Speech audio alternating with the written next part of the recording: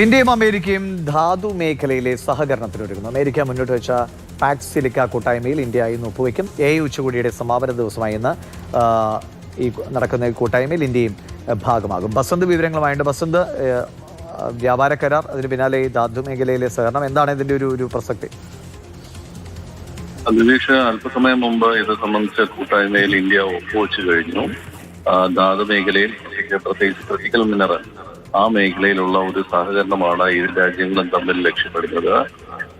ഇത്തരത്തിൽ lithium, cobalt പോലെ computer ചിപ്പുകളും മറ്റും ഉണ്ടാക്കാൻ ആവശ്യമായ ധാതുക്കളുടെ അതിന്റെ ലഭ്യത ഉറപ്പാക്കുകയാണ് ഈ ഒരു കൂട്ടായ്മ കൊണ്ട് അമേരിക്ക ലക്ഷ്യപ്പെടുന്നത്. ഏതെങ്കിലും ഒരു രാജ്യം ഇതിന്റെ കുത്തക അവകാശപ്പെട്ട് പിടിച്ചു വെക്കുന്നത് ശരിയാവില്ല എന്നുള്ളതാണ് ഒരു നിലപാട്. പ്രത്യേകിച്ച് ചൈനയെ ലക്ഷ്യമിട്ടുകൊണ്ടുള്ള ഒരു നീക്കമാണിത്. അപ്പോൾ അതിന്റെ ഭാഗമായിട്ടാണ് ഇപ്പോൾ ഇത്തരത്തിലൊരു പാക്സ് സിലിക്ക എന്നുള്ള ഒരു കൂട്ടായ്മ അമേരിക്ക രൂപം നൽകിയത്. ഇതിൽ ഇന്ത്യയും ഇപ്പോൾ ഭാഗമായിരിക്കുന്നു. മറ്റ് നിരവധി രാജ്യങ്ങൾ ഇതിൻ്റെ അകത്ത് ഉൾപ്പെട്ടിട്ടുണ്ട്.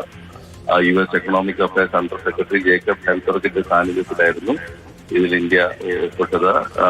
മന്ത്രി അശ്വിനി വൈഷ്ണവും ചടങ്ങിൽ പങ്കെടുത്തു. ശരി, വിവരങ്ങൾ നൽകിയത്.